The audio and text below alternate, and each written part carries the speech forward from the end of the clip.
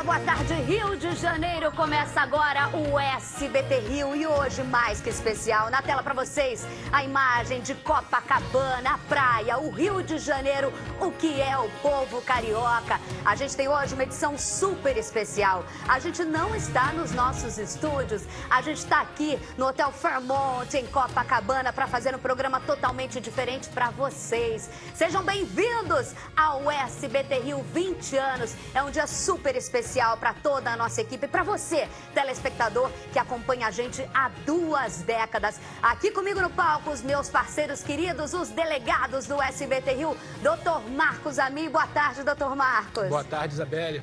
Boa tarde, Dr. Marcelo Carregosa. Boa tarde, Isabelle. Boa tarde a todos. Doutor Bárcia está em férias e o doutor Carlos Augusto Nogueira, que é deputado também, pode ajudar a gente. O trânsito está parado, né? O Rio de Janeiro continua desse jeito. Daqui a pouco ele chega aqui para conversar com a gente. Mas a gente não está sozinho, não. Aqui com a gente, olha, pela primeira vez o SBT Rio tem uma plateia, gente. Vamos bater palma para nós, vai.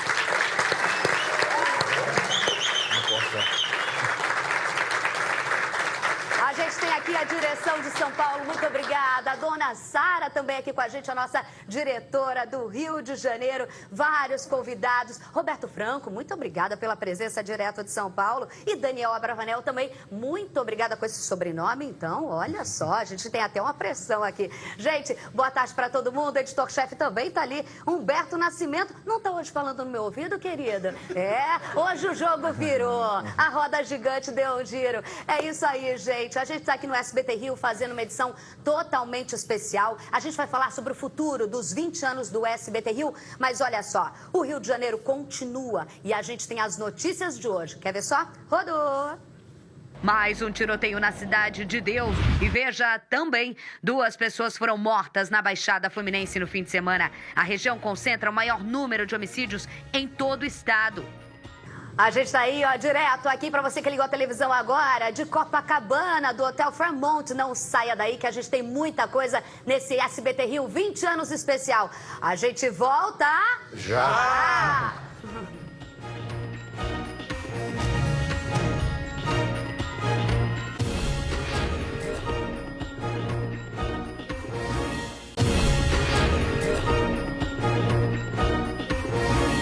A gente está com imagens de Copacabana, ao vivo, o SBT Rio hoje, feito aqui da Zona Sul do Rio de Janeiro, direto de Copacabana. Nós estamos no Hotel Fairmont, onde a gente apresenta o SBT Rio e hoje vai ter um evento super especial. A gente contou para vocês os 20 anos, a gente fala do presente, mas a gente pensa no futuro. Um futuro que o Rio de Janeiro merece, por isso esse programa super especial. Aqui para compor comigo, junto aos meus parceiros, Dr. Marcos Amin Carregosa, professor Lier sentou aqui com a gente, saiu da plateia. Boa tarde, professor. Boa tarde, Isabelle. Boa tarde, doutor Marcos Amin, doutor Carregosa, essa plateia maravilhosa. Prazer estar participando aqui nesse jornal tão especial. Especial e o Rio de Janeiro que não para, por isso a gente vai agora direto para a Cidade de Deus, onde está Fábio Barreto. Hoje teve operação por lá. O Rio de Janeiro não para e a gente está em tudo quanto é lugar. Fabinho, boa tarde para você. Como que está a situação por aí? Boa tarde para você, Isabelle. Ótima semana para todos. Evidentemente que a situação aqui é sempre essa. Temerária, de preocupação, aflição, angústia. Hoje as escolas não funcionaram. Mais uma vez a Polícia Militar fazendo operações nessa região para tentar impactar o tráfico de drogas. E evidentemente que houve tiroteio, houve reação. Vários traficantes foram flagrados correndo pelas ruas, pelas vielas, pelos acessos aqui, principalmente da área que é conhecida como Karatê, região 15. A polícia fazendo um trabalho de asfixia, fazendo um trabalho de varredura, de monitoramento, para tentar exatamente minimizar os impactos causados pela criminalidade aqui nessa região. Até o momento, nenhuma apreensão foi feita, mas evidentemente que a Polícia Militar está tentando obter informações a respeito de uma possível mulher de 30 anos vítima de uma bala perdida. Evidentemente que essa informação ela foi relatada pelos moradores, mas não foi confirmada ainda oficialmente pelas autoridades. A nossa equipe de reportagem esteve mais cedo aqui na UPA da região e também, consequentemente, no hospital mais próximo, que é o Hospital Municipal Lourenço Jorge. E não houve nenhuma confirmação, pelo menos, da existência dessa mulher relatada pelos moradores vítima de bala perdida. A situação aqui na Miguel Salazar Mendes de Moraes é absolutamente tranquila, mas evidentemente que a Polícia Militar continua fazendo fazendo um cerco para tentar capturar os traficantes que foram flagrados correndo e tentando escapar do cerco policial no início desta manhã. Isabelle. Olha só, Fabinho, então vamos ficar com a informação oficial, porque é muito cuidado a gente ter que tomar em relação a uma mulher de 30 anos que teria sido baleada. Assim que a gente tiver a apuração, tá vendo com a gente ali, informação oficial, se essa mulher está ou não baleada, porque a gente tem que tomar cuidado. Muitas pessoas saíram hoje pela manhã, deixaram seus filhos, ficam preocupados diante de assistir do SBT Rio, saber quem que foi baleado, tem gente que mora lá, tem gente que trabalha perto, então daqui a pouco a gente vai trazer todas essas informações, a gente tem a reportagem completa. Inclusive, uma curiosidade, eu vou começar com o Dr. Marcos Amin. A gente acompanhou, você estava comigo no estúdio, no dia em que os bandidos estavam fugindo pela mata, igual rato saindo pelo esgoto que a gente viu lá. A gente viu mais 2 operações na semana passada em Jacarepaguá. O que está acontecendo lá? Não me parece, pelo que a gente conhece de polícia, que não é só um cerco fechado de dia a dia, não. Isabelle, não é só um combate ao narcotráfico que a gente já conhece ali na Cidade de Deus, há mais de 40 anos instalado na Cidade de Deus. Dentro daquela comunidade, há marginais que ficam ali escondidos e que atuam, né, roubando carros, transeuntes, pessoas, coletivos na região da Grande Jacarepaguá, da Barra da Tijuca e do Recreio. Você percebe que há uma atuação mais contínua, mais continuada naquela comunidade, né? Várias comunidades, quase todas as comunidades do Rio de Janeiro, ou estão dominadas pelo narcotráfico ou pela milícia, mas naquela região em especial há uma concentração muito grande de roubadores também. Principalmente que a gente viu na semana passada, você também estava comigo, destacou um ladrão que estava armado, né, que atirou, foi em Jacarepaguá, ele era da Cidade de Deus, né? Exatamente. Da Cidade de Deus. Foi mais uma forma de corroborar tudo aquilo que a gente vem dizendo. Ali não é só uma concentração de narcotraficantes, tem uma concentração muito grande de roubadores também e se faz necessário uma ação continuada da Polícia Militar para dar cumprimento aos mandados de prisão, principalmente de roubadores. Como a gente está fora da nossa casa, eu estou apavorada com essa mesinha bem no joelho do Dr. Marcos Amin, não é, minha gente? Tá dando agonia? Até uma hora dá tempo. Ai, meu Deus do céu, que eu tô aqui, ó. Vou derrubar, deixa ela aqui que ela vai cair. Se ele não derrubar essa, Isabelle, eu derrubo essa aqui. Ai, meu Deus do céu, vou deixar todo mundo com sede. Eu vou agora para a plateia. Atenção, minha plateia, eu quero pergunta de vocês. Eu sei se vocês têm curiosidade de falar com os delegados, com os comentaristas, comigo. Quer bater a bola aqui, quer perguntar, quer pensar diferente da gente? Aliás, é até melhor, porque polêmica a gente bota para subir no Twitter, né? Não? Então, quanto mais pergunta diferente a gente aceita aqui. Meu querido amigo, Bebê, que dia especial. E você tá aqui comigo no hotel, fazendo essa participação. Fala aí, boa tarde, Caio Alex. Ô, Isabelle Benito, muito boa tarde para você, boa tarde a todos. 20 anos de SBT, uma grande responsabilidade, né, Beli? Poder estar aqui comandando esse telejornal que tem uma grande história aqui. Ano que vem você faz 7 anos como apresentadora desse telejornal, eu fazendo 4 anos aqui, e é muito importante que nós temos uma plateia hoje aqui, que está desse lado, Isabelle, justamente estudantes de jornalismo, coleguinhas que daqui a pouco, mais pra frente, vão estar nas ruas aí com a gente. Lembrando que você aí, no palco, tá com uma caneta muito bonita, né? Olha a minha de jornalista.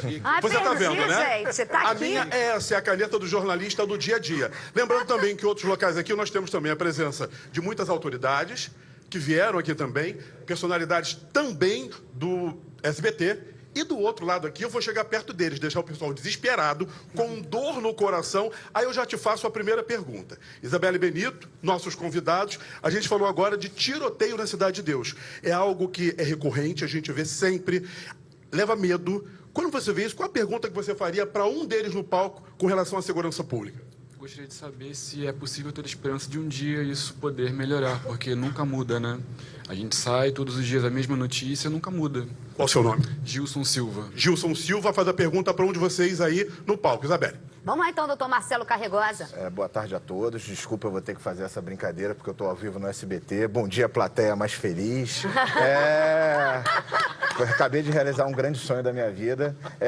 Mas então, assim, se você vai olhar o marco histórico, se as coisas não melhorassem, a gente estaria até hoje na época da medieval. Então, assim, você vê que a tendência de redução de homicídios, principalmente a gente fala homicídio porque é o crime mais violento que você pode ter como parâmetro. E você tem em outros locais, você tem o índice já de anos e séculos sendo monitorado. Você vê que a tendência da história da humanidade é a redução do homicídio. Então, ele vai passando por determinados marcos históricos dessa redução do homicídio. Até um autor que fala muito bem isso é o Steven Pinker, que tem até um livro excepcional, que é Os Anjos Bons da Nossa Natureza, e ele vai mostrando esses marcos históricos de redução de homicídio.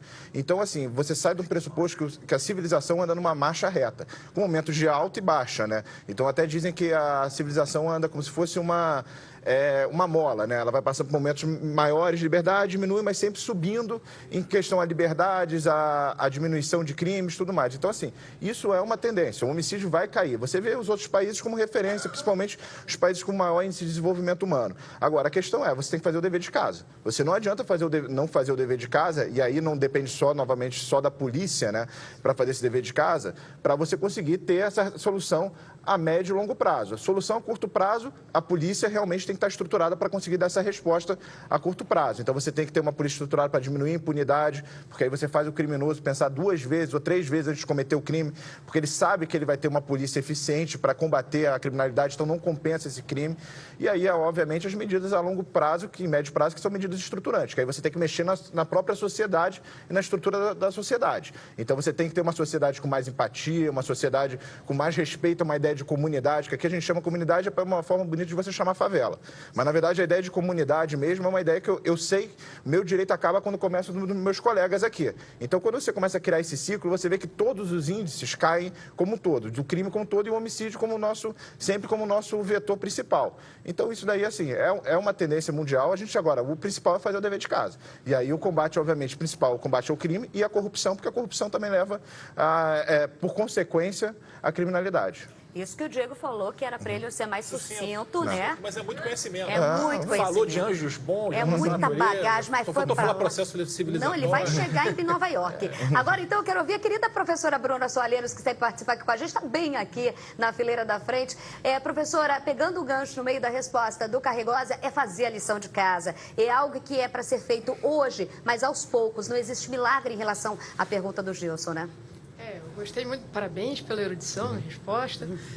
Só que eu acho que ainda que a gente perceba esse decréscimo como curva histórica, eu concordo com você. Quer dizer, precisa ter uma certa vontade política para, de fato, apontar essa curva para uma tendência a zero, né? A história sozinha, ainda que ela tenha um determinado movimento, ela não segue de forma autônoma.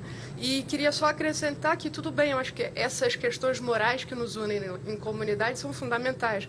Respeito, uma certa noção de direitos e deveres, mas as condições materiais de cada um de nós também precisam ser alcançadas, né? Então, melhor distribuição de renda, urbanidade, melhor condição de moradia, emprego, pleno emprego, esse tipo de coisa. Sem isso, acho que fica difícil depender só do decréscimo natural da evolução histórica. Maravilhoso. Isabelle, posso até pontuar algo que seria interessante? A gente fala de uma comunidade como a Cidade de Deus, essas operações que acontecem, tiroteios que acontecem, só que as armas que estão ali dentro nas mãos dos bandidos não foram fabricadas ali dentro. E essa droga que chega ali também, Isabelle, não foi fabricada ali dentro. Elas chegam por portos, aeroportos, também por outros locais aqui no Rio de Janeiro. É algo que a gente debate muito aqui no SBT Rio e você sempre pontua. Está faltando algo a mais ainda, Isabelle? Olha só, falta muita coisa e é isso que o SBT Rio vai tratar nesta segunda-feira. Programação extremamente especial. A gente fala ao vivo aqui de Copacabana e você aí do outro lado. Não existe mais aquela televisão em que a gente fala, você só escuta. Você também participa. Aqui você coloca a hashtag SBT Rio 20 anos e a gente vai ler o seu comentário ao vivo. O Gabriel está aqui com a gente. Parabéns, Isabelle Benito e toda a equipe do SBT Rio pelos 20 anos do telejornal. Hoje de forma especial e com convidados na plateia. Isso é muito bacana que a gente está fazendo aqui, porque hoje é um dia histórico, não só para a nossa equipe, mas também para você que está aí do outro lado. O SBT Rio não é só um jornalismo. O SBT Rio é o jornalismo na veia, mas é a companhia, que eu sei que vocês conversam, debatem e tudo mais. E a gente continua, então, com o nosso jornalismo na veia, que é o nosso DNA ao vivo, direto da Cidade de Deus. Para você ter uma ideia, hoje pela manhã, policiais militares entraram na comunidade. Logo na chegada, já teve troca de tiros e o Fabinho Barreto continua acompanhando por lá. Nesse momento, Fabinho, a gente tem equipes ainda no interior da comunidade? Perfeitamente, Isabelle. Algumas equipes da Polícia Militar estão nessa região aqui, evidentemente fechando os acessos e monitorando, fazendo um trabalho muito investigativo para tentar exatamente identificar aqueles homens que foram vistos correndo, fugindo das primeiras equipes táticas que invadiram essa região no início da manhã para tentar impactar, na verdade, até diminuir o impacto do tráfico de drogas. Daqui desse ponto que nós estamos, aqui na base da unidade não unidade de polícia pacificadora, até porque agora o PP já não existe mais, mas aqui no posto de policiamento comunitário, exatamente na Miguel Salazar Mendes de Moraes. Há a presença de alguns policiais, mas o ambiente daqui a gente observa lá do outro lado da rua, onde está a UPA, existe uma viatura na porta dessa unidade de pronto atendimento, mas a situação, por enquanto, pelo menos visualmente, da região onde nós estamos, ela está absolutamente tranquila, mas não se sabe ainda se haverá aulas no início da tarde. Pelo menos o primeiro turno, o turno da manhã, foi cancelado em decorrência desse tiroteio, mas agora, no início da tarde, ainda não há informação oficial por parte da Secretaria de Educação se haverá aulas para as crianças. Os moradores passam por aqui e falam, olha, a situação de manhã foi muito complicada, inclusive meu filho não foi à aula, mas agora à tarde, a presença aqui do lado direito, eu vou pedir para que o Eduardo Alves mostre o caveirão da Polícia Militar se posicionando aqui do meu lado direito. Nesse instante, bem em frente aqui ao posto de policiamento comunitário, exatamente esse caveirão, esse veículo blindado que participou desse trabalho tático realizado agora pela manhã aqui na Cidade de Deus, Isabelle. Tá certo, então. E como a gente sabe, nas comunidades do Rio de Janeiro, quando acontece briga de facção, quando acontece tomada de território, quando acontece operação policial, é impossível se ter aulas. E muitas vezes, a gente viu esse ano, a gente já fez uma reportagem, cerca de 10% das aulas são prejudicadas, principalmente por momentos tensos como esse que a gente viu na Cidade de Deus. Professor Lier está aqui com a gente também no nosso palco do SBT Rio. A gente fala que segurança pública, professor, não é só polícia, é também a questão da economia, da educação e tudo mais, né? Pois é, Isabelle, diferente do Carregós, eu não acredito numa história linear. Né? História é vida, história é movimento. E essa vida e esse movimento só se constroem com políticas públicas, com ações concretas.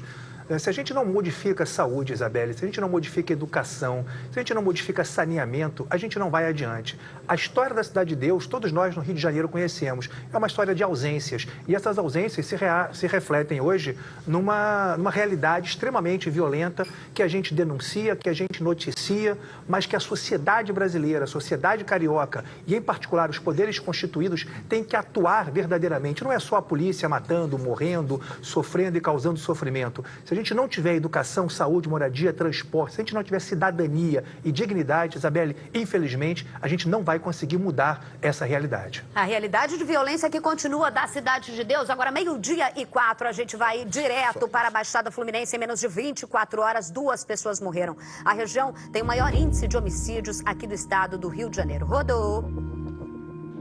O ex-policial militar que não teve o nome divulgado foi executado dentro do carro numa rua residencial em Duque de Caxias. O veículo ficou com várias marcas de tiros. Disparos chegaram a atingir o portão desta casa. A polícia investiga o caso e vai analisar imagens de câmeras de segurança. O assassinato pode ter ligação com a disputa de grupos criminosos. No dia 16 de novembro, outro ex-PM foi assassinado no mesmo bairro. Robson Gomes de Souza morreu baleado dentro de um restaurante.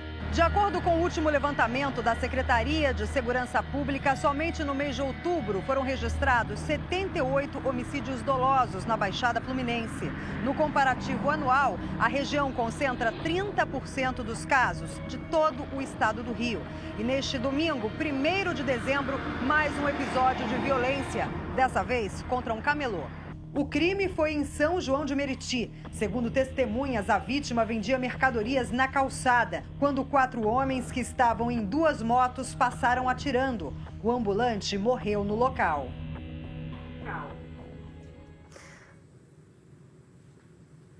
São 2 fatos que a gente tem que analisar. Primeiro caso, a gente está ali, ó, colocando nas imagens, se você puder ver. A gente sabe, primeiro aqui que a gente já fala para vocês, a gente tem liberdade, já vai logo. É óbvio que a gente não vai descartar nada, a gente sempre fala isso, os doutores também falam isso.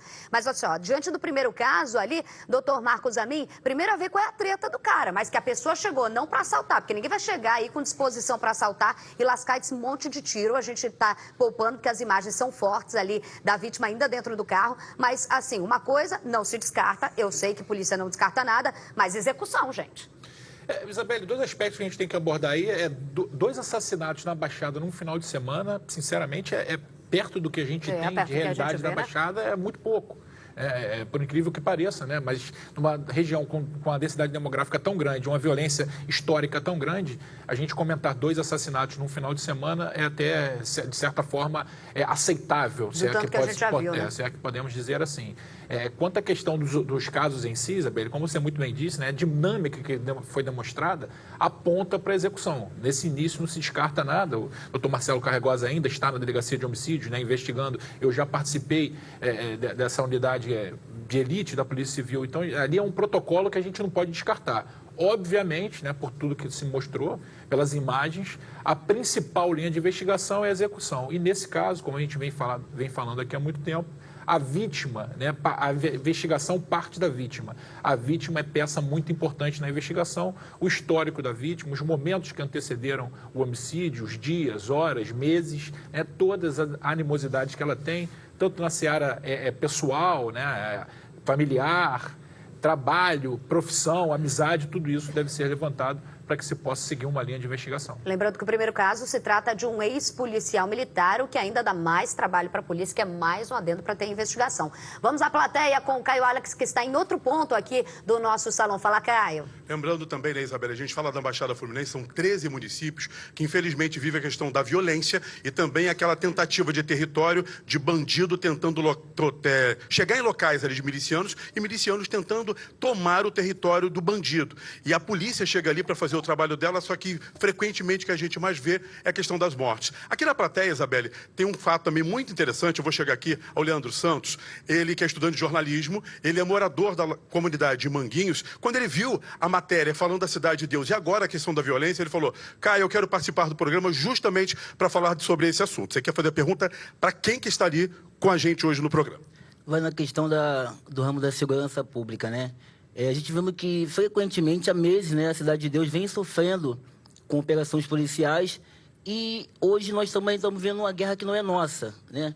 O que eu pergunto aos senhores, assim, o que o poder público, a sociedade, os policiais podem fazer de fato para que não cause tanto transtornos à comunidade? Nós sabemos que qualquer favela do mundo hoje tem bandido, entendeu? Fortemente armado. Assim, o que as autoridades podem fazer para invadir a favela sem precisar esculhambar as pessoas e provocar centenas de bala perdida? Como que é teu nome? Ele é morador da comunidade de Manguinhos, tá? Leandro Santos, morador de Manguinhos, Isabelle. Leandro de Manguinhos, obrigada pela sua pergunta. Eu acho que a principal pergunta, o que você leva à discussão e que eu acho que é importantíssimo, é isso, Carregosa, essa guerra não é nossa. São pessoas que estão ali no meio de uma guerra, como ele disse, ele mora na comunidade, Dr. Marcos, o delegado da Desarme, sabe do poder bélico, já explicou pra gente que esses bandidos estão dentro dessa comunidade, como mesmo ele disse, mas a guerra não é da população, mas ela fica justamente na linha de tiro quando a polícia ocupa essa comunidade. Exatamente, Isabelle. E aí até usando o exemplo da Cidade de Deus. Ano passado a gente fez uma operação que a gente nem ia entrar na Cidade de Deus, a minha equipe. A gente só estava realmente na rua principal. Só em a gente parar as viaturas a gente já começou a ser alvejado pelos criminosos. Então, assim, você lida com uma realidade no Rio de Janeiro, principalmente do crime organizado, de extrema violência. Então, assim, essa realidade não é de agora. É uma realidade que foi consequência de séculos de descaso naquela localidade. Então, assim, como você lida hoje em dia com essa realidade? Como você diminui os riscos colaterais? Então, assim, eu sou de uma seguinte filosofia. Você tem que fazer operações grandes, porque você tem que mostrar que você está, na verdade, para o criminoso ele olhar e falar, não tem como competir. Então, ele costuma reduzir. Um dos mecanismos, e aí é provado que reduz a quantidade de confronto, é o helicóptero, que é uma questão extremamente polêmica. Mas sempre quando você faz uma operação com o uso do helicóptero, o tempo de confronto cai vertiginosamente. E isso daí já tem estudo, já tem vários, já quase falei palavrão aqui, já tem quase várias formas de mostrar que realmente cai muito. Às vezes você fica numa comunidade 2, 3 horas de confronto, com o helicóptero cai para 10 minutos.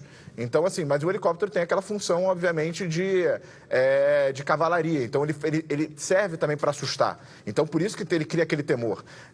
Tem outras questões, assim, eu defendo, aqui no Brasil a gente não pode ter armamento com miras óticas, tipo mira laser, red dot, é proibido.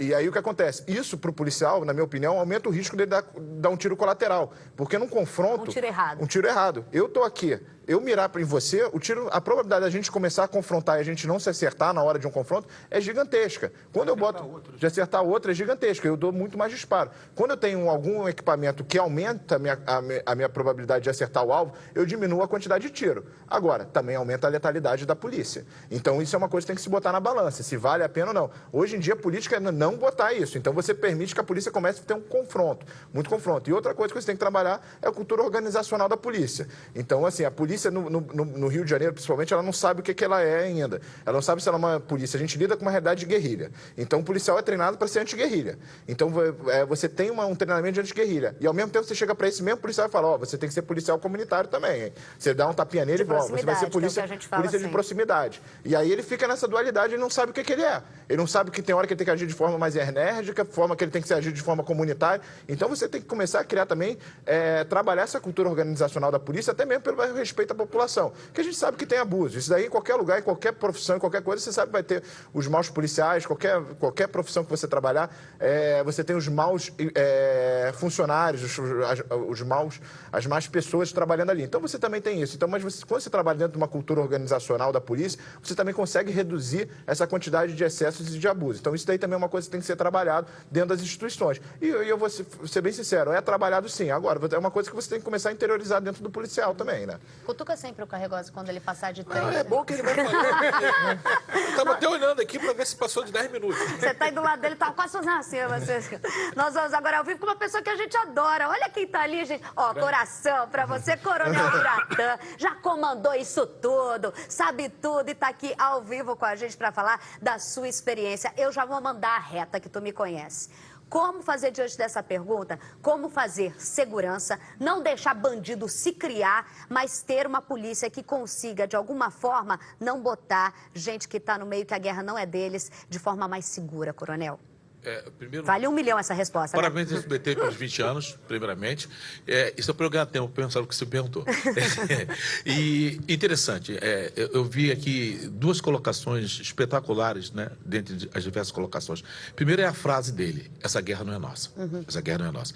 Esse não é nosso, ele está dizendo o seguinte, eu sou comunidade, eu sou morador, né, eu trabalho, eu estudo, eu moro ali. Eu não faço parte dessa guerra, eu sou consequência dessa guerra. Então, essa guerra não é nossa. Espetacular. E o que ele disse vai ao encontro do que disse o Carregosa com a questão da redução dos homicídios, está diretamente ligado ao crescimento do IDH, ao Índice de Desenvolvimento Humano. Ele não é... Eu não percebi que ele tenha dito que essa queda do índice seja retilínea. Ela é retilínea, ela é diretamente proporcional ao crescimento do IDH. Se você tem espaço que o IDH cai sobe vertiginosamente, o índice de homicídio cai. Exemplo, Rio de Janeiro. Se você pegar o índice de homicídio no Rio de Janeiro, ele é altíssimo. Ele cai em determinados momentos, mas ele não é distribuído no Rio de Janeiro uniformemente. Onde você tem o maior IDH, você tem menos homicídio. Os lugares de homicídios onde você tem baixo IDH, baixo desenvolvimento, índice de desenvolvimento humano. Ele está justamente ratificando tudo que diz o Carregosa aqui, né? Embora ele tenha gasto mais de 10 minutos, viu, amém? E aí o que acontece? Nesses espaços, aí tentando responder ao que ele fala, para a polícia, para atuar diretamente, selecionando quem vai, a quem ela vai fazer a intervenção, fica bem difícil. Por quê? Obviamente, na hora da intervenção policial, essas pessoas se disfarçam. Eu acompanhei hoje os diversos canais de televisão mostrando as imagens, mostrando aquele corre-corre lá no meio. Teve uma hora, no início, exatamente, estava vendo aqui no SBT, no início, você só via bandido na rua. E, de repente, começa a sair de dentro das casas as pessoas indo para a escola, para o trabalho. Levando a vida, né, Coronel? Levando porque a vida continua, o patrão não vai saber. Imagina aquela pessoa ficar assim, vou ou não vou? Vou ou não vou? Tem um momento que ele sou eu, estou embaixo da cama. Tenho que ir. Mas infelizmente, para elas estão tão acostumadas, elas têm que ir. Enquanto elas passam e não está tendo o tiroteio, você identifica exatamente a postura do morador, aquele que não é da guerra, que a guerra não é dele, e aquele que está na guerra, né? Você percebe, porque eles estão usados. Quando a polícia chega, eles começam a se misturar e se fazer de cordeiro. E aí eu trago a baila questão polêmica. A técnica da polícia, a tecnologia trazida hoje, ela às vezes assusta, que é o caso do helicóptero. Mas a utilização hoje de outros equipamentos, né? Inclusive... que possa ter imagens com menos barulho do que helicóptero, também pode ajudar bastante, tá? E parabéns pela pergunta. Coronel, assusta porque não está sendo utilizado da forma adequada? Porque se a gente tem emissora de televisão mostrando a imagem do bandido dentro da comunidade, e a gente já viu o Estado utilizando helicóptero, por exemplo, para levar pessoas do Estado para outro local, está faltando algo programado que seja melhor feito dentro do Estado para se evitar a ação da criminalidade? Algo de inteligência, por exemplo, de ser utilizado tanto das polícias civil e militar ali? Foi ótimo você comparar o helicóptero da televisão com o helicóptero da polícia. A distância do helicóptero da televisão é imensa. A câmera vai lá embaixo porque ela o objetivo é pegar o panorama. O helicóptero da polícia não, ele vai lá embaixo porque ele vai dar apoio policial, vai descer policial, vai entrar mais próximo para que não possa ter uma ação panorâmica, né? Ele pega o panorama e vai onde está o problema localizado. E o barulho do helicóptero, só ele por si assusta. O vento provocado pelas hélices assusta e provoca uma confusão aí embaixo. Então, não dá para comparar efetivamente o helicóptero da TV, que ele está distante, vai pegar a imagem, né? E é identificado como helicóptero da TV com o helicóptero da polícia. Até porque na TV você não tem fuzis para fora. Tá certo, então. Obrigada, Coronel. Eu tô aqui, ó, gente, e o Amin tá aqui no meu ouvido assim, ó. Eu tenho um negócio pra falar, eu tenho uma opinião diferente. Hoje é festa, tá? Hoje é... Daqui a pouco... Calma, respira. Hoje é festa. Tá certo, então. Falando em operação policial, daí tu vem com a sua opinião, tá? Porque aqui é realidade, aqui é SBT Rio e a gente não foge, não. A gente vai ver que teve operação também lá na comunidade da Maré. Rodou. Um blindado deu apoio à ação coordenada pelo Comando de Operações Especiais da Polícia Militar. Agentes do Batalhão de Ações com Cães e do Batalhão de Choque participaram da operação que contou ainda com homens do BOP e do GAN, Grupamento Aeromóvel. Os agentes fizeram blitz para checar documentação de motoqueiros e motoristas que circulavam pela região. A operação foi para combater o tráfico de drogas e procurar armas nas comunidades. Testemunhas relataram ter ouvido disparos, mas até o momento não houve confirmação de confronto. Doutor Marcos Amin, dá para falar que a Maré é um dos pontos onde tem o maior entreposto de armas do Rio de Janeiro? De armas e drogas, Isabelle. A Maré está estrategicamente posicionada ali para o narcotráfico, na beira da Bahia, na beira da Avenida Brasil, na beira da linha amarela, na beira da linha vermelha, que dá acesso a adulto.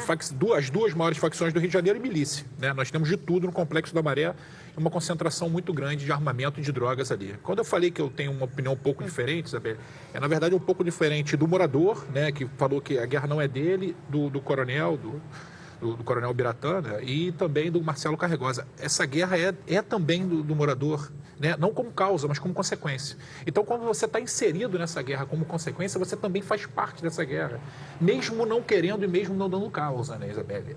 Como a gente disse aqui em off, e você sabe muito bem, já foi abordada na rua, o Carregosa brincou quando entrou a Maré, falou, o pessoal da Maré gosta do Amin. E eu falei, os moradores sim, a Isabelle já foi abordada aqui em Copacabana, na Princesinha do Mar, por um morador da Maré dizendo, naquela época a gente fez algumas operações lá, que foi bastante criticado, que houve um efeito colateral gravíssimo, que foi uma criança morta. Um morador da Maré parou a Isabelle e disse, pede para o Amin não abandonar a gente. O morador de bem da comunidade, ele não gosta do narcotráfico, ele não quer o narcotráfico, porque o narcotráfico alicia os filhos dele, o narcotráfico incita o filho dele a entrar para o crime, e aquele local já de pouca oportunidade. Então, o tráfico, sim, é um chamariz para esse morador, para essa criança. O tráfico insulta, o tráfico constrange. Então, o morador de bem não gosta do narcotráfico. Como o Coronel Biratã disse, o morador, quando entra a operação, o morador começa a sair de casa, muitas vezes ele é obrigado a fazer isso. Obrigado pelo narcotráfico a sair de casa. Justamente para o narcotraficante se misturar a ele. Justamente para poder ocasionar uma vítima colateral e a operação ter que parar, né? Ser desmerecida, ser criticada. Porque o efeito colateral é muito grave. Nenhum policial sai de casa sequer para matar um traficante, muito menos um morador de bem da comunidade. Mas pode ocorrer, e isso é muito grave e, infelizmente, acontece recorrentemente no Rio de Janeiro. Olha só, gente, vocês não acham que estudante de jornalismo está muito quieto? Dona Sara, Roberto Franco, a Daniel, a gente não contrata só quem pergunta bastante, né? Porque a Isabelle Benito, até 100 anos, pode apresentar o SBT Rio, tá bom? Mas depois a gente pode pensar em alguém, né? Não, essa molecada tá muito quieta aí. Ô, Caio Arques, a gente quer conversa, a gente quer pergunta. Jornalista que é jornalista, nasce jornalista, meu filho. Com certeza. Você falou que vai apresentar o Toy 100, então tem mais 95 anos aí à frente, né? Porque você é bem novinho. Agora, o Divan tá aqui, ô Isabelle, ele que é estudante da Estácio de Sá e também quer participar desse debate aí com os nossos convidados. Divan. Primeiramente, boa tarde, Isabelle. Parabéns pelo jornal. A minha pergunta é para os comentaristas. Eu sou da Baixada Fluminense, eu sou de Duque de Caxias e o que eu mais sinto na minha cidade é a ausência do poder público, é a ausência de presença do Estado. E eu queria saber de vocês o que vocês acham que pode ser feito para melhorar isso na vida de quem mora nas comunidades, quem mora na Baixada Fluminense, principalmente em municípios tão pobres como Belfor Roxo, São João de Meriti. 30 segundos, carregou, tô brincando. Vamos lá, professor Lier. Professor Lier, alô, Baixada. 30 segundos, né? Porque você coloca uma questão que é aquela que nós já apresentamos aqui. Por que a Cidade de Deus registra alto índice de violência? Por que a Maré registra alto índice de violência? Por que a Baixada, em geral, vai registrar alto índice de violência? Porque são sociedades, são localidades, são comunidades marcadas, primeiro, né, por um índice de desenvolvimento humano, citando aqui o Coronel Biratã, muito baixo. Mas mais do que isso, por uma desigualdade social muito grande. Né? Você fala, o Estado não se faz presente. Infelizmente, ele se faz. E, em grande medida, ele se faz presente através de quê? Através da polícia. O Estado tem que se fazer presente, como já dissemos aqui, através de outras instituições que não só a polícia. A polícia é necessário, a polícia civil, a polícia militar, mas é preciso que a saúde entre, que a educação entre, né, que a habitação entre, que o saneamento entre, porque aí você vai ter, de fato, né, uma sociedade que possa ter vínculos entre si. As pessoas, às vezes, se equivocam, né, acreditando que o morador de uma comunidade carente se acostuma com a violência. Meus amigos, ninguém se acostuma com a violência. Você sofre com a violência. Você sente na carne, na pele, na tua história, na história da tua família, essa violência. E se nós quisermos ter, digo aqui, um Rio de Janeiro melhor, um Rio de Janeiro que volte a sorrir, que volte a ser o Rio de Janeiro que já foi no passado, nós, enquanto sociedade, teremos que enfrentar muito radicalmente o problema da desigualdade social, porque sem enfrentar esse problema, a gente vai continuar enxugando gelo. Né? A polícia vai continuar matando, vai continuar morrendo, né? O morador vai continuar sofrendo e a gente vai, a cada semana, infelizmente, né, anunciar novas tragédias, né, que repetem as tragédias anteriores. Temos que aprender. Isabelle.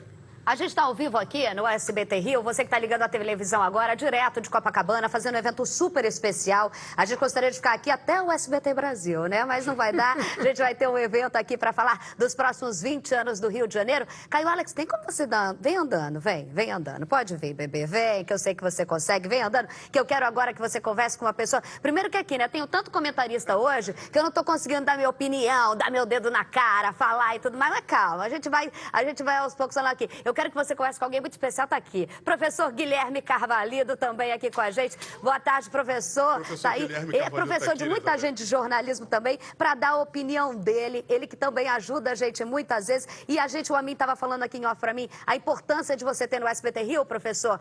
O Amin estava falando, você vê que é uma posição social, cada um tem um pensamento diferente, mas acho que a gente busca é justamente a melhoria para o pessoal entender a sua realidade e ter esperança de futuro, né? Claro, boa tarde, parabéns aos 20 anos do SBT Rio, é uma honra fazer parte dessa equipe como comentarista. E eu acho que já foi falado, eu acho que antes de tudo, o bom jornalismo, a maneira adequada de apresentar as informações é apresentar a diversidade, as opiniões diferentes. E acho que aqui no SBT Rio, e há alguns anos eu estou fazendo parte disso, vocês apresentam os pontos de vista diferentes. Ou seja, é o ponto de vista do Estado, é o ponto de vista do morador que sofre, é o ponto de vista daquele que eventualmente está fazendo algum tipo de ataque. Então, quando você faz um jornalismo nessa linha, nesse processo, você está fazendo um jornalismo correto, adequado e bacana. Entendeu? E eu, como professor dessa área, procuro apresentar exatamente isso para os meus alunos. E acho, antes de tudo, que o que a gente falou aqui todos os meus colegas que aqui estão falando, antes de tudo, a gente tem que diminuir as desigualdades. tá? Não eliminar, isso é impossível, infelizmente, mas a gente reduzir as desigualdades. Acho muito adequado também o que o Coronel Biratã falou em relação ao índice de desenvolvimento humano. Quanto maior o índice de desenvolvimento humano, maior é o desenvolvimento das pessoas e menor é a violência. Assim como maior quantidade de árvores numa rua, maior o desenvolvimento dessa cidade. Então não é só apenas violência, são outros elementos que acrescentam nesse sentido. Então eu acho que se o poder público se organizar nesse sentido, se a polícia se organizar nesse sentido, para o bem público as coisas vão andar muito bem. E claro, aqui no jornalismo a gente apresentar tudo de uma maneira verdadeira e, antes de tudo, também apresentar os pontos de vista diferentes. Fazendo isso, automaticamente a gente consegue praticar para a sociedade, mostrar como ela é diversa, como ela é adequada, como ela é bacana. E assim sendo, a gente pratica uma boa sociedade. E completando isso, Isabelle, o colega que entrou ali, o futuro colega de jornalismo, ele falava que era de Duque de Caxias na Baixada Fluminense, né?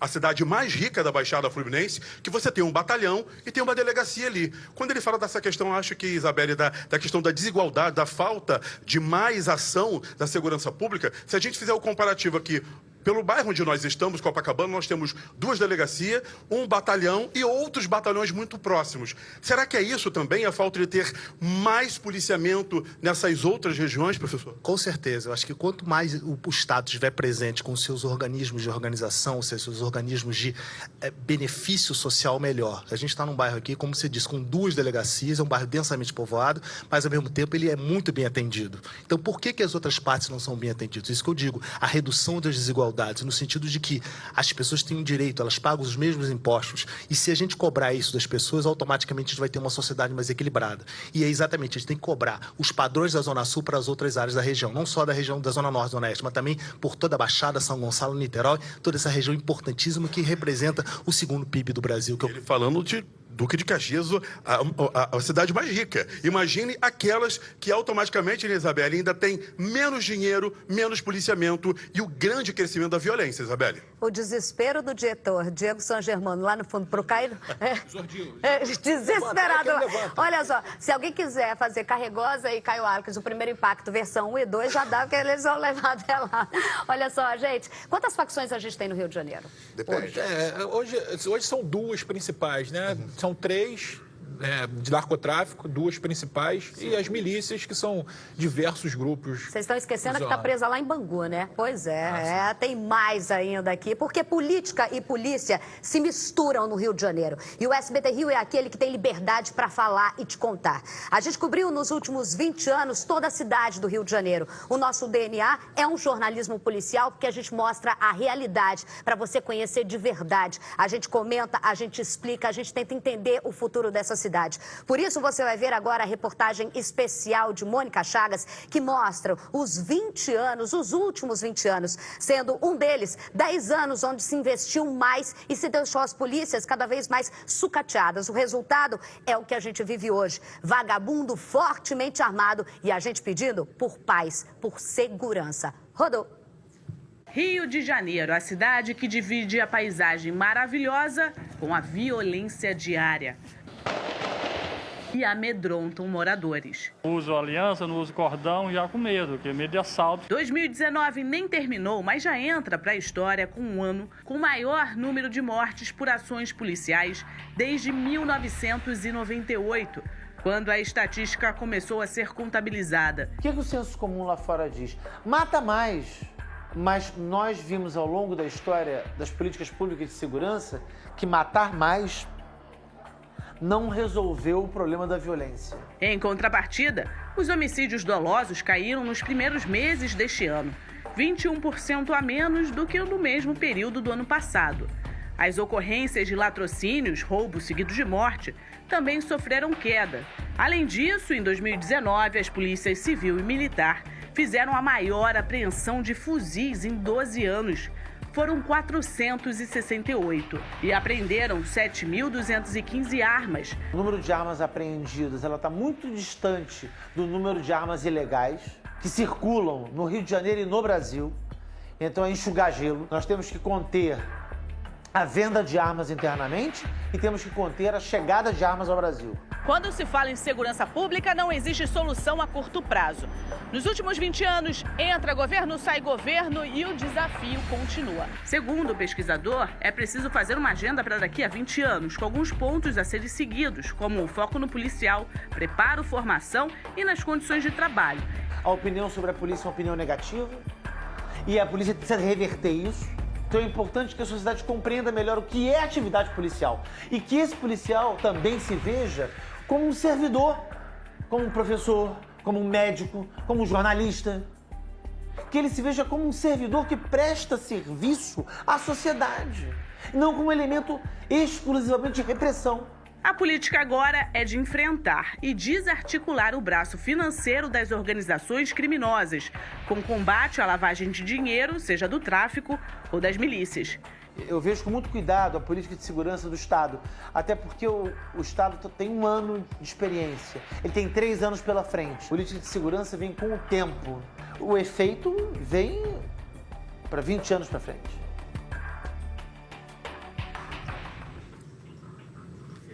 Voltamos ao vivo aqui do Hotel Fairmont, onde é feito hoje o SBT Rio especial 20 anos. Olha só, o próprio comentarista falou, o especialista falou na reportagem e tocou num ponto muito importante, que não é de agora. A segurança pública, e os meninos falam isso todos os dias e me explicam isso todos os dias, não é um efeito para agora, não é uma política de governo, é uma política de Estado, é algo que você tem que colher e você tem que plantar e aos poucos ir colhendo. A gente já vai falar com eles aqui, mas agora Caio Alex também tem outro ponto aqui do nosso auditório. Fala, Caio. O Gabriel já está aqui, tem pergunta para você. Fala, Gabriel. Bom dia. Olha só, a minha é sobre a segurança no Rio. Em 97, eu assisti uma reportagem de um capitão do BOPE falando sobre a guerra, né, que acontece nas favelas. E eu lembro que ele deu uma seguinte afirmativa: essa guerra nunca vai acabar. E essa reportagem foi em 97, 22 anos atrás. Realmente, a guerra não acabou ainda. Então, eu queria perguntar, por que essa guerra não acaba? Você acha que há uma, talvez, falta de ação eficaz da polícia? Ou talvez a própria polícia não queira que a guerra acabe? E completando a pergunta dele, Beli, o Leandro. Eu gostaria de saber também se, no momento atual, se eles têm a comentar a visão deles, os especialistas, se a gente vive algum um cenário de retrocesso, né, diante da política de segurança do Witzel, até que vem sendo aí bastante criticado por ser a que mais mata e que também tem matado não só os moradores, mas também policiais que se sentem cada vez mais aí sem saber agir nas operações. Isabelle. São 2 perguntas aí. A primeira eu vou perguntar do Dr. Marcos Amick, que eu acho muito forte essa pergunta dele, que é quando, em 97, o policial do BOPE diz, em relação dessa guerra não acabar, e ele faz a pergunta: a polícia não quer que acabe? A polícia também morre, né? Então, Isabelle, na verdade o que ele falou ali foi um documentário do Moreira Salles, né? Retratos de Notícias de uma guerra particular. Notícias de uma guerra particular, né? E o capitão que ele está falando é o Pimentel. Na época, capitão do BOPE. É o Rodrigo Pimentel. Tem partes, né, pedaços desse documentário que são espetaculares, né? Tem um que faz um paralelo entre um traficante e um soldado do BOPE, né? E você vê que o nível intelectual dos dois é muito parecido à época. Inclusive com erros de português. O Moreira Salles ele fez um espetacular. Tem o depoimento do Hélio Luz também, que é à época chefe de polícia, né? É muito bom esse documentário. O que eu quero dizer para você é que a polícia, esse mito, né, que é ideológico, de que a polícia lucra com esse tipo de combate, isso não existe, né? A polícia morre nesse tipo de combate. Esse tipo de combate não é a solução para essa problemática, né? É uma forma de se combater que é necessária, que é menos eficaz, mas é necessário porque é um passivo muito grande de armas, de bandidos que essas armas já estão em poder desses bandidos, então é necessário esse tipo de enfrentamento, infelizmente, mas não é o que vai dar solução. Mais ainda, vou mais além, né? O comentarista, o especialista disse que isso é processo para 20 anos. Não é processo para 200. Eu estava falando com a Isabelle aqui em off. Se nós tivermos 200 anos para poder trabalhar a realidade de violência do Brasil, nós nunca chegaremos à Dinamarca. Se você percebeu aqui, os 4, né, que são formados em sociologia, em ciências sociais, eles são de uma escola diferente da que o Carregosa defende. Né? São escolas teóricas da ciência social, mas que são bem opostas. Né? O Carregosa, como eu, já acredita que a violência é algo nato do ser humano, vem desde a época das cavernas. É uma forma de sobrevivência do homem. Né? Guerrear contra tribos que invadem, conseguir comida, isso vem desde da época das cavernas. Isso não vai mudar nunca. Você pode direcionar isso, como diz o Norbert Elias. Você pode direcionar isso para o esporte, para a esgrima, como ele diz. Para o processo civilizatório. Mas a gente nunca vai ter a realidade da Dinamarca. Nós temos um processo civilizatório diferente. Então, essa guerra, sim, nós queremos que acabe. Ela é longa, mas um dia ela vai chegar a níveis satisfatórios, né? Mas nunca vai acabar, não tem jeito. Professora Bruna? Eu queria comentar 2 aspectos em relação ao que o Dr. Marcos Amin acabou de comentar e em relação a essa sensação de finitude ou de infinito que a gente tem desse conflito, né? Primeiro, no que diz respeito ao narcotráfico, quer dizer, uma política de combate ao narcotráfico supõe que as pessoas deixarão de fazer uso desse tipo de substância. Isso é um tema absolutamente polêmico, não é uma coisa que você possa assegurar com 100% de certeza. Então, fazer uma guerra ao consumo de droga é quase apostar num determinado equívoco de raiz, né? E o segundo ponto, como fonte de violência, dessa sensação de violência infinita, é, no caso do Rio de Janeiro, a atuação da milícia. E a gente sabe que a milícia faz uso de espaços deixados pelo próprio Estado. Então, é um Estado que aparece só de forma coercitiva, né, numa segurança pública de enfrentamento, e deixa outros aspectos de suas funções em aberto, né? Então, se a gente se baseia nesses 2 pilares, né, combate ao uso de substâncias ilícitas e abre espaço para que funções primordiais do Estado sejam feitas em estados paralelos, digamos assim, aí fica difícil realmente encontrar um ponto final nesse horizonte. Tá certo, então, olha só. E complementando aqui o que a gente sempre fala no SBT Rio e que eu aprendo com os meninos, na ausência do Estado, não existe aí uma lacuna, né? Sempre vai ter alguém que...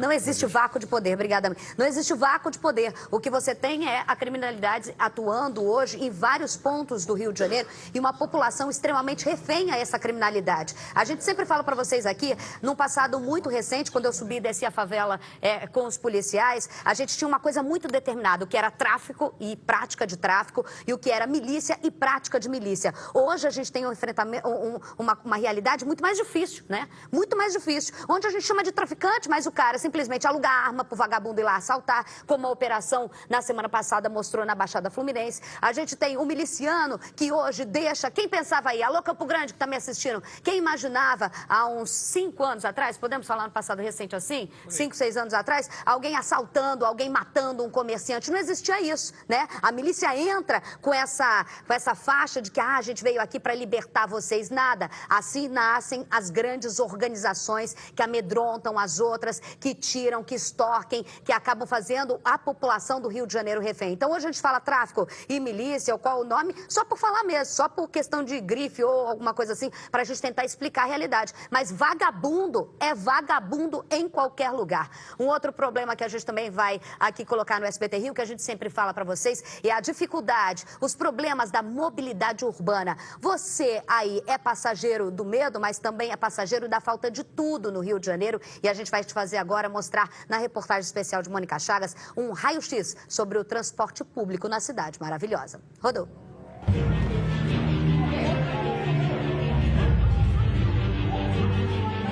Haja paciência. Fica mais ou menos quanto tempo dentro do ônibus aí para chegar até o destino final? 1h30, 2 horas. Chega no trabalho como? Todo dia atrasado, cansado. Todo dia os mesmos problemas. Ônibus atrasados, trens lotados, engarrafamentos sem fim. O trânsito está muito ruim, está horrível. Sai daqui, pega 9 horas, chega 10 horas no trabalho. Muito trânsito para chegar, entendeu? Às vezes tem os ônibus param, outros não. Em média, o morador do Rio de Janeiro fica 3 horas por dia no transporte público, que está cada vez mais precário e pouco atrativo. Todo mundo em pé, às vezes até briga, né? Por causa de tudo cheio, de confusão dentro do ônibus. e tudo quebrado os ônibus. É uma tristeza. Num cenário ideal, o passageiro chega ao ponto, sabe o horário que o transporte vai passar, embarca, aproveita a viagem no maior conforto e chega em poucos minutos ao destino final. Mas a realidade costuma ser essa. Se já é difícil para quem não tem limitações, imagina para os idosos, para os deficientes físicos e para as gestantes como eu. 5 horas para pegar um ônibus, ninguém quer levar. Mas nem sempre os passageiros entendem. Não. Não respeita idoso, não respeita gestante, não respeita nada. Hoje o estado possui mais de 7 milhões de veículos emplacados, sendo que na cidade do Rio rodam quase 3 milhões de automóveis, segundo o Departamento Nacional de Trânsito, o Denatran. Quanto mais carros, mais desordem e, por consequência, acidentes que atravancam as vias e deixam as pessoas mais estressadas. Muito ruim o transporte, muito cheio. Demora para chegar? Também. Demora muito. E a qualidade? Péssima. Esse engenheiro de transportes acredita que existe sim algumas soluções imediatas para minimizar os transtornos enfrentados pela população, principalmente da região metropolitana. Eu acho que a solução, se fosse assim, curtíssimo prazo, primeiro, mais ônibus, acesso seletivo para ônibus. Segundo, terminar essa obra da Transbrasil, aí vai facilitar a Avenida Brasil de funcionar melhor. Né? Então, eu diria que foi isso, seria o principal esse ponto agora.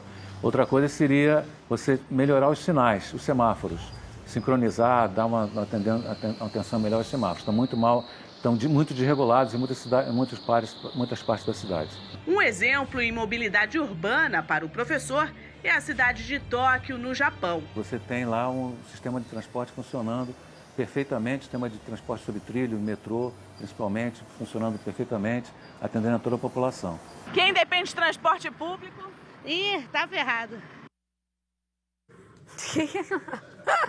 Ih, tá ferrado, né? Mas não falar outra coisa, né, meu povo brasileiro carioca? Quem aqui usa o transporte público? É, né? Usa trem, ônibus, qual que é pior? Difícil a resposta, né? Hã? Trem é brabo? Rapaz do céu, é difícil, né? Caio Alex tá aí ao lado e tem mais informações pra gente direto da plateia. Maurício Garcês, estudante de Itaboraí, Isabel. Imagina se pega muito isso, paga tudo, pega até o túnel. Minha pergunta para o Marcelo Carregosa. Foram 1.546 pessoas mortas em ações policiais até outubro de 2019.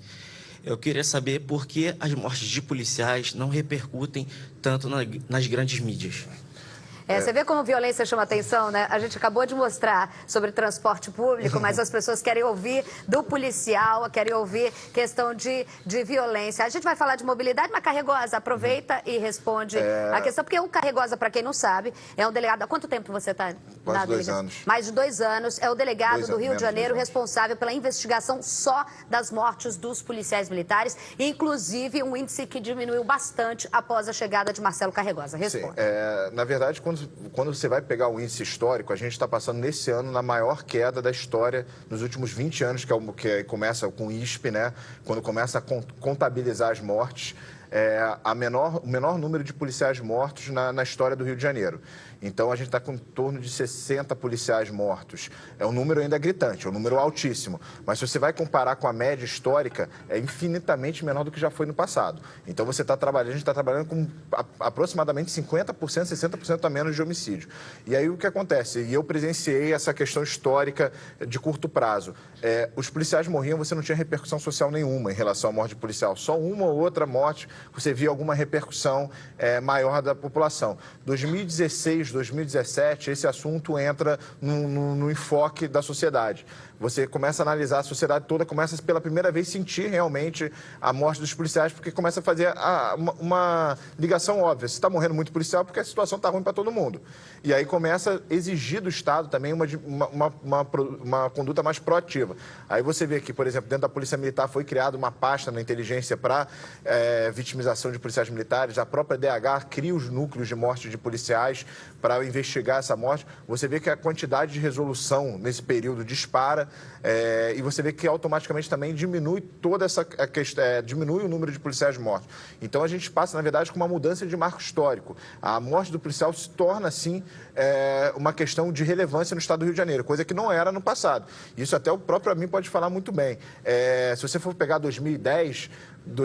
morreu mais às vezes do que morreu em 2016, que foi em tese, que foi noticiado como grande surto, né? Mas aí foi uma questão importante, que criou isso virou um problema para a sociedade carioca. E é importante, porque quando você cria isso, transforma isso num problema, primeiro que você cria soluções e você começa a tratar o assunto como ele tem que ser tratado, porque se o policial está morrendo, é pior para a população. Porque você tem um policial com medo, você tem uma sociedade mais fragilizada, porque se o criminoso acha que ele pode matar um policial e sair impunemente, um policial, um político, até mesmo citando o caso da Marielle, se ele pode fazer o mais, ele pode fazer o menos. Então você cria toda uma situação de instabilidade em relação à população. A população inteira com uma flor da pele.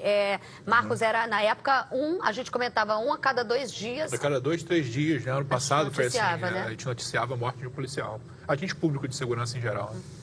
Só que esse número já foi muito maior, tá, Isabela? Em 94 foi 227, em 95 foi 184. A gente já teve números muito maiores do que isso, mas como o Carregosa disse, né, toda essa mobilização que teve em 2016, 2017, acabou resultando nessa diminuição, né, na política pública para diminuição desse tipo de letalidade em relação a agentes públicos de segurança. Olha só, gente, vamos falar aqui um pouquinho sobre o nosso programa, sobre a nossa reportagem especial. A gente estava falando sobre mobilidade urbana. Mobilidade urbana que não é só, né, professor Lier, o ir e vir da população. Mobilidade urbana, a gente sempre fala e o Carregosa destaca isso. Também tem a ver com o turismo, que é aquele dinheiro, aquela economia boa, que o cara vem para cá, deixa o dinheiro e não usa serviços que são pagos com imposto, como saúde, educação e tudo mais. A mobilidade urbana, a gente tem um grande desafio nos próximos 20 anos, né? Olha, eu queria que o rapaz de Itaboraí dissesse pra gente quanto tempo você demorou para chegar de Itaboraí até aqui hoje. Cadê o rapaz de Itaboraí? Tá aí. Quanto tempo você demorou? 1h30. Uma hora e meia. Vindo de carro. 1h30 vindo de carro. Se você tivesse vindo de ônibus, né, um transporte coletivo, quanto tempo você demoraria? Aproximadamente quase 3 horas. E quantos transportes você ia ter que pegar, mais ou menos? 2. 2 transportes. Então, olha só. Tá no lucro, né? Itaboraí é um município vizinho ao Rio de Janeiro, praticamente. Né? Você sai da ponte, vai pegar ali a Niterói-Manilha e já estará. Manilha já é Itaboraí, para quem não conhece. É ali no centro de Itaboraí.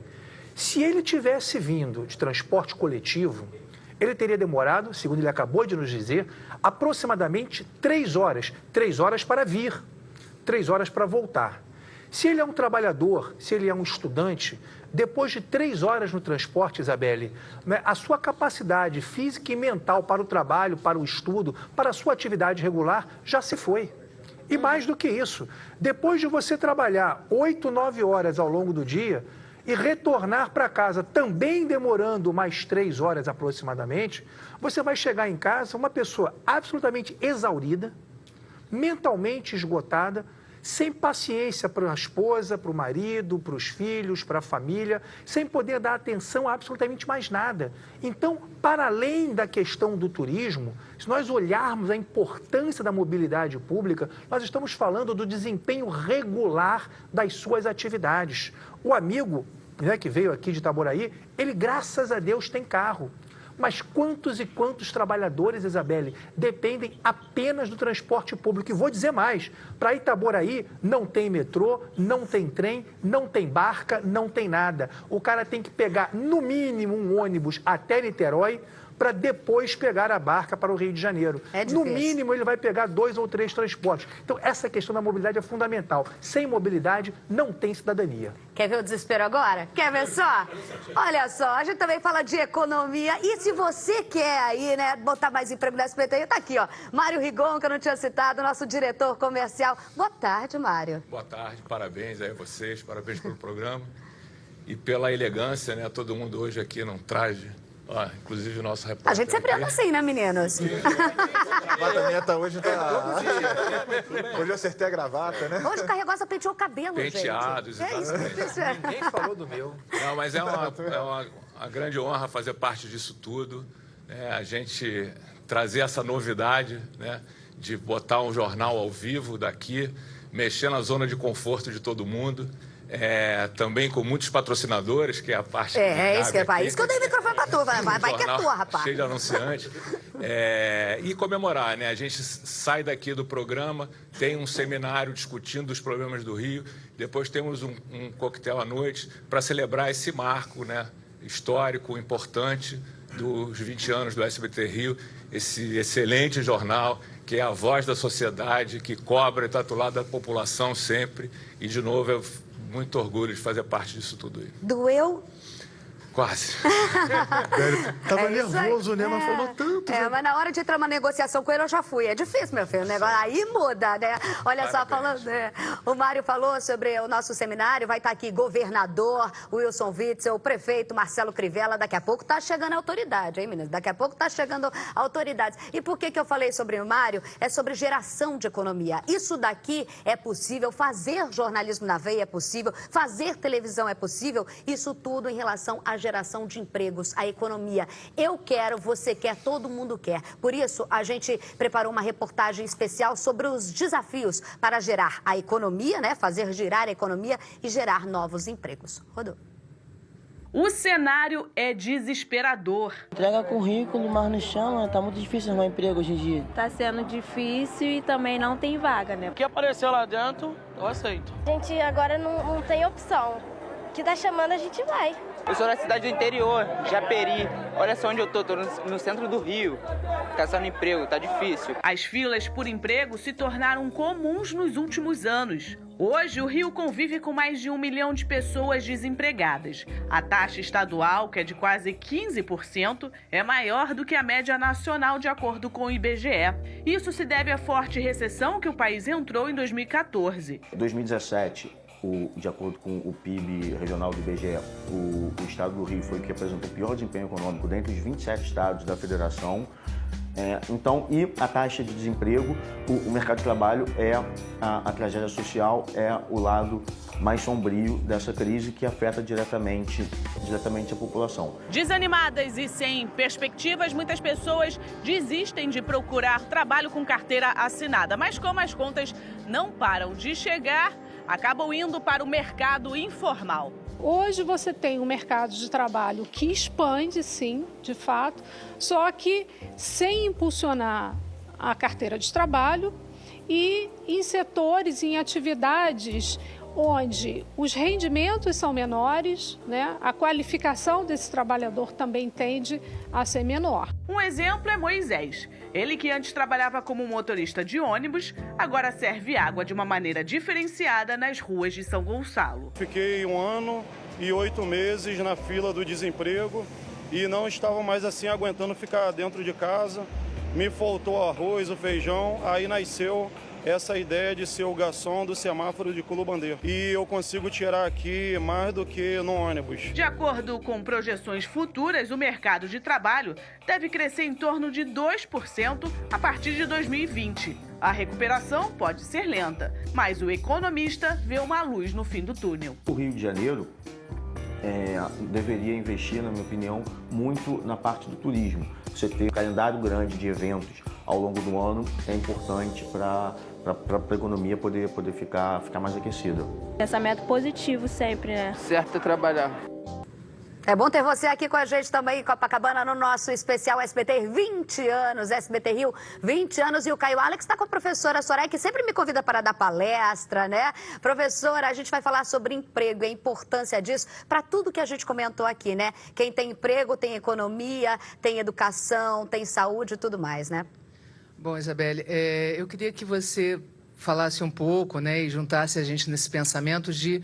A gente falou de violência, a gente falou de mobilidade, a gente falou da dificuldade da mobilidade. Queria que vocês falassem um pouco da importância do jornalismo e da educação para a gente mudar esse cenário que a gente começou tão triste aí no início do programa e para que a gente termine, né, com uma comemoração bem legal. É isso aí. Eu vou rapidamente aqui. A gente tem pouco tempo para Carregosa. É bem rápido, eu também quero dar minha opinião aqui. Professor Lé, qual a importância? Vou puxar minha sardinha. Qual a importância do jornalismo nessa construção? denúncia, Isabelle. O jornalismo responsável, o jornalismo coerente, o jornalismo que de fato impacta a sociedade e pode alterar a realidade que nós vivemos, é esse. É um jornalismo que traz a diversidade, que traz a pluralidade, que denuncia, que elogia também quando tem que elogiar, e aquele que dá voz à sociedade. Acho que esse é o grande mérito do SBT Rio nesses últimos 20 anos, e é por isso que é um prazer muito grande fazer parte dessa imensa equipe de profissionais. Carregosa?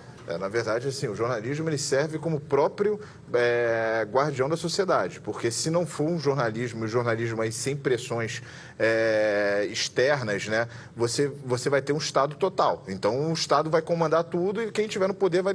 Então, a função do jornalista é justamente ser isso, ser essa barreira contra justamente os abusos que acontecem dentro da sociedade. E o que não falta é abuso, e a gente vê isso com esses escândalos de corrupção que a gente passa aqui no Brasil como um todo. Então, imagina o que seria o Brasil sem a imprensa caindo dentro, a imprensa denunciando. Então, a gente estaria numa situação de trevas total no Brasil. E aí, o SBT Rio, assim, eu sou suspeito de falar, né, porque eu estou aqui, isso é óbvio. Mas, assim, isso é muito importante do SBT Rio, é justamente mostrar num programa que é aberto para a população, um programa que atinge a todas as classes sociais, e você mostrar que os assuntos são muito mais profundos do que parece ser. A notícia não só é noticiada, como ela é aprofundada. Então, hoje, por exemplo, estava tendo uma briga dos russonianos contra os russonianos, só para deixar o professor nervoso, contra os pobesianos, entendeu? E isso num canal aberto. Marcos Amin, qual a importância do jornalismo? Isabelle, foi como o Carregosa disse, né? O jornalismo é uma peça fundamental na democracia, né? Com denúncias, né? Defesas dos menos favorecidos, é uma ação contra a majoritária. E aqui no SBT Rio, Isabelle, né? Porque a gente está aqui com a 02, né? Do todo o SBT, com todo a força do sobrenome que está aqui na plateia, mas pouca gente sabe, mas toda essa denúncia que veio e toda essa ação que veio contra o ex-governador, ela começou aqui no SBT Rio. Sim. Né? Ela começou aqui. Aquele negócio do guardanapo da cabeça, né? Houve pressões à época, né? Pressões fortes à época, e quem manda falou, não faz igual não, faz pior, faz mais. Liberdade. Né? A liberdade total que se teve naquela época, quando estava toda a maré contra, quando era todo mundo a favor, quando os números eram a favores daquela gestão, daquele governo, o SBT Rio enfrentou. Mas não enfrentou por enfrentar, enfrentou para ficar do lado da verdade, para ficar do lado do jornalismo e para ficar do lado de quem importa, que é a população. Eu também vou falar, tá? Mas antes eu quero avisar vocês que a gente vai ter uma festa daqui a pouco, a gente vai voltar todos nós de um local completamente diferente, porque alguém já viu festa não ter o quê?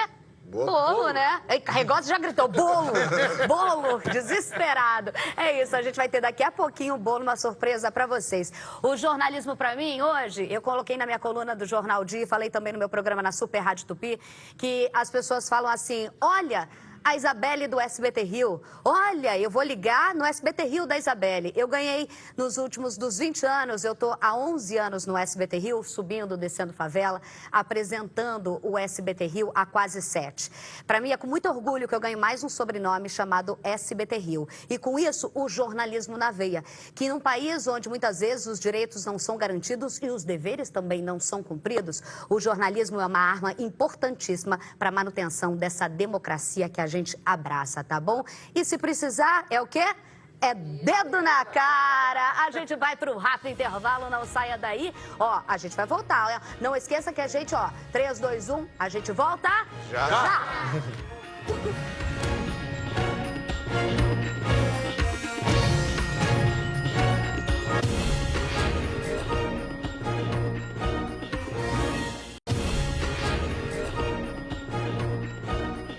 Gente, olha só, a gente está aqui agora no espaço totalmente especial. Dona Sara Bravanel aqui com a gente, todo mundo aqui. Eu quero agradecer do fundo do coração também os comentaristas, os delegados, meus amigos queridos, que fazem parte da história do SBT Rio.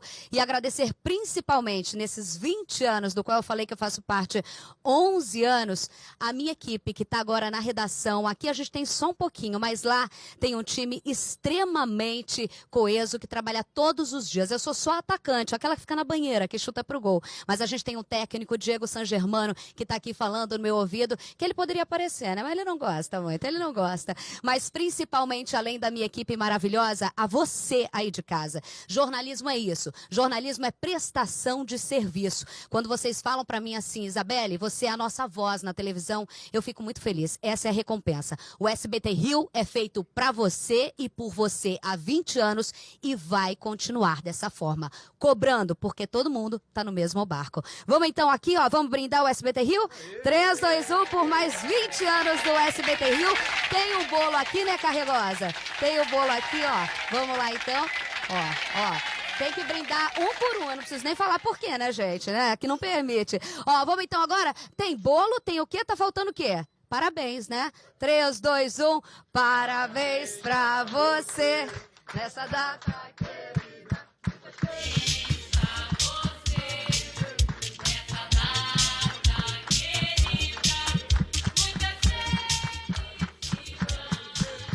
Todo mundo fazendo o pensamento pro Rio de Janeiro. Eu vou cortar aqui, ó, de baixo pra cima, pra vida sempre crescer. Obrigada, minha equipe que ficou aí no SBT Rio segurando a onda.